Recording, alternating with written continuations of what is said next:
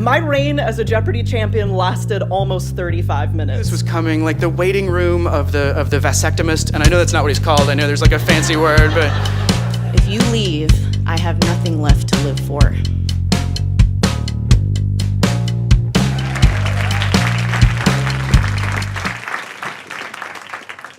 All right. So if you know me, you know that I really do not have like a mental filter. So if I'm thinking it, it is coming out of my mouth. And so it's really astounding that I have managed to keep a secret about myself for my entire adult life. Like only a handful of people know this about me, my husband, my children, and a couple of close friends. And the fact that I've been able to keep this a secret really is an indication of how deeply embarrassed I am about this thing. Because the secret that I have kept is that I suck my thumb. And I don't just suck my thumb like once in a while. Like I suck my thumb every single day of my life for huge chunks of time. And this is a super inconvenient habit to have if you like live among humans, because there's literally no venue for this socially. Like, there are no thumb-sucking bars. There's no, like, thumb-sucking break at work. People aren't like, hey, come over, we'll have some light conversation, suck our thumbs, Like, so I have had to learn to strategically hide this my whole life, or my adult life. And one time, I was in my bedroom, and I was watching a movie, and the best thing to do when you're watching a movie is to suck your thumb. So I was just getting a good thumb-sucking session in. And you know that feeling that you get sometimes that somebody is watching you? Well, I got that feeling.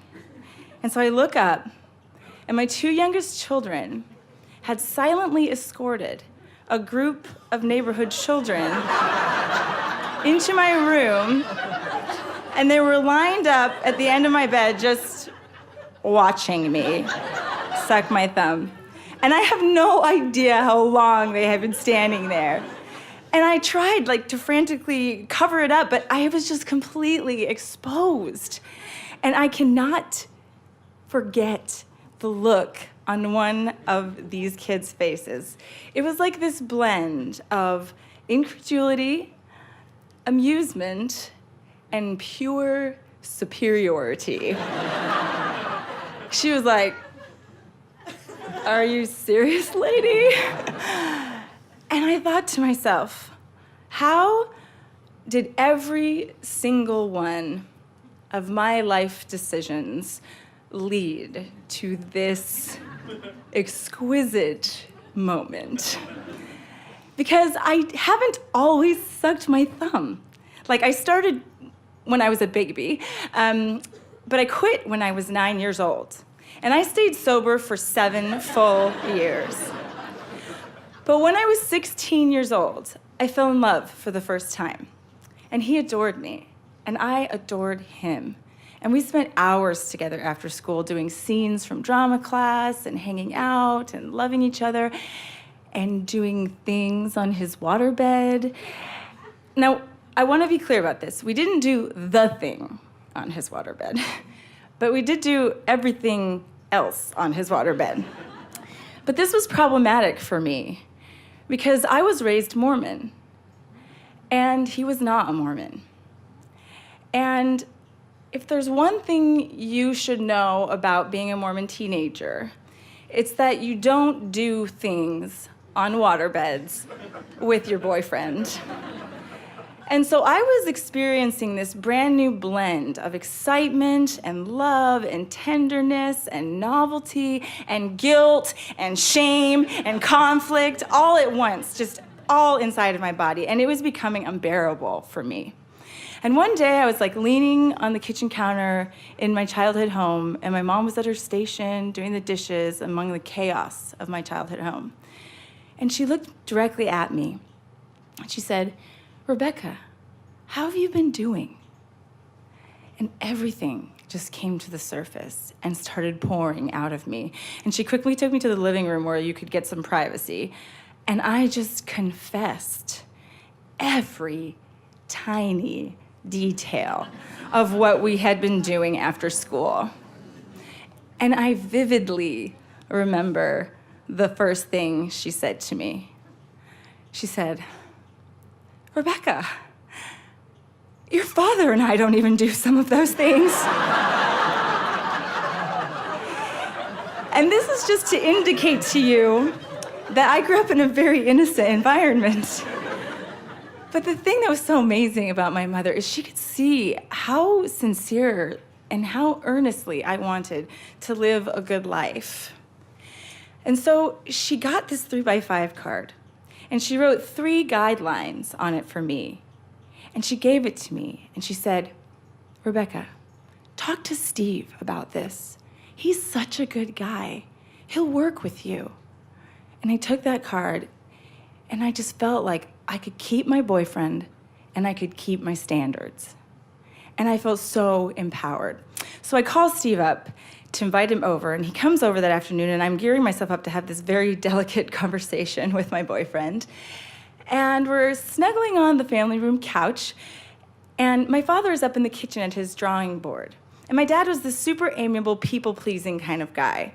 And so when I looked up, and I saw this animal intensity in his eyes, I knew that my mother had told him. And he summoned me up into the kitchen, and he said, "Rebekah, I would like to have a word with Steve this afternoon, man to man." And I was like, "I know what you want to talk to him about, Dad. I haven't even talked to him. Please do not do this. Let me take care of this. Nevertheless, I'm your father, and I feel like I should do this." And some primal patriarchal switch had been flipped in my dad, and I'd never seen this side of him before. But I panicked, and I ran down into the family room, and I took Steve aside, and I was like, just to get you up to speed here, so I told my mom, and, about everything, and she told my dad about everything, and he wants to have this man-to-man talk with you. And he was like, "What? Why would you do that?" And I was like, "I just needed to talk to somebody. I'm so sorry. I will take care of this. Just stay right here." So I run upstairs. My mom is crying on the bed, and my father is pacing furiously. And I'm like, "Mom, please, will you just talk to him? Just tell him about the card. I've got this under control." And she just was paralyzed, and she didn't intervene. And my father wouldn't listen to me, and I just kept saying, "Dad, I made these choices. Let me be accountable for them. Let me take control of my own life." And he said to me, "You do not understand. You have no experience. I have been a teenage boy, and you have not. And I am your father, and I will protect you. You are nothing, really, but a child." And when he said that to me, I felt powerless. And I was so angry with him. And I wanted to hurt him. And I knew how to do it because I knew something about my father. He was born in 1928 in Havana, Cuba. And he was the illegitimate son of his father's mistress. And he was forced to keep this a secret for most of his life. And his parentage was a great source of pain to him. And so when he called me a child, I said back to him, "What do you know? You are nothing but an illegitimate bastard." And I saw it hit home. And he slapped me. And I slapped him back. And we stood there in this stunned, horrible silence. And he slipped out of the room, ran downstairs, and confronted Steve. And then I ran out of the room and was consoled by Steve. And let me tell you, that 3x5 cord, I just threw it out the window at that point. And the problem was that even though I kept behaving the same way and doing the same things, those feelings of guilt and shame and conflict did not go anywhere, except now I felt utterly alone and lost in them because I had nobody to turn to in my own mind. And so ultimately, I couldn't figure out how to navigate this by myself, and I just, even though I still loved my boyfriend, I ended things with him because I couldn't live with these feelings anymore. And then I became very, very sad. And then I got mono, and I became very, very sick. And one night, I was in my bed on a particularly sorrowful and difficult night for myself. And I was very sick, very angry still, and felt very alone. And the doorbell rang. And it was Steve, and he had heard that I was really doing very poorly, and he had come over. And my parents and he were talking downstairs, and I could hear that they were actually going to let him into my bedroom to visit me. And so he was on his way up, and I just didn't even know what I was going to say or how I was going to act, and I just didn't want to talk. So I pretended to be asleep. And when he came in the room, he sat next to me, and he took my hand while I pretended to sleep. And it was so nice to be this close to him again. And I didn't want this moment to end. And I knew that if I woke up, we'd have to talk, and I just wanted him to think I was asleep. And I was like, how can I get this guy to think I'm asleep? And then I got this idea. Nobody in their right mind would suck their thumb in front of another human being unless they were dead asleep. So I decided I was going to suck my thumb. And so after all those years, I put my thumb back into my mouth. And it felt so good. I mean, it was like surprisingly good. It was like I was just like wrapped in this cocoon, warm, fuzzy place. And all of the fear and all of the anger and all of the heartache and all of the separation could not get to me in this space that I was in while I was sucking my thumb. And so after all those years, I had discovered this thing again. And I was like, why did I ever quit? This is awesome, you know? And I've used it ever since in my life. So it's like this great sleep aid, first of all. It's like a really good painkiller. I've used it in childbirth. And, you know, it helps ease depression. It reduces my anxiety. It helps take the edge off anger. And it's like, this is just this really great thing in my life. Except there's these moments when I have to evaluate if a grown woman should really do this. Because the other day, somebody in our house left the webcam on in our living room.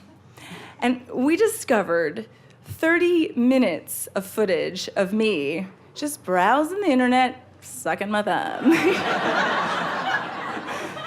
And I'm looking at this character on the screen, and I'm thinking, if this was on, like, in a big screen, like in a movie, I would think this person was like some kind of super villain who, like, every time their plot fails, they're like, mama, or, you know, like, or like, if not a criminal, then just some pathetic punchline, like some pitiful, weak, helpless person who just can't grow up. But you know what I realized? I'm not a supervillain, but I do need my mom. And I do feel pitiful. And I do feel helpless. And I do need comfort all the time. And so I thought, you know, what's the big deal? This thing works. And it has no calories. And it has no carcinogens. And you can do it as long as you want, and you don't have a hangover. And, you know, like, you're not endangering anybody. I'm not objectifying anyone for my own pleasure. Like, who is this really hurting, right? And so if you looked at all these benefits, like, if you could bottle all the benefits of this, like, the only possible side effect on the label would be public humiliation. And I think we've learned tonight that I'm perfectly okay with that. Thank you.